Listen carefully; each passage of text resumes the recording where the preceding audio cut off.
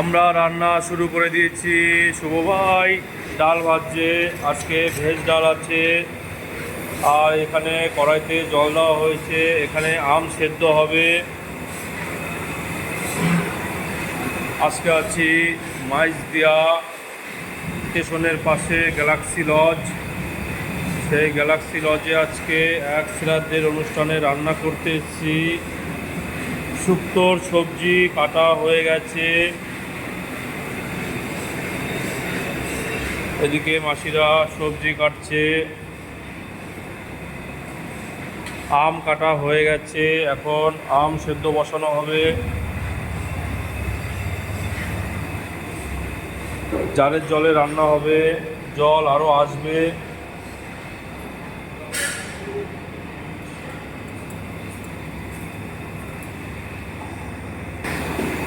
আজকে 500 লোকের রান্না আছে। আজকে রিন্টু ভাই আছে, শুভ ভাই আছে, আর সঙ্গী। আজকে সবাই একসাথে কাজ করব।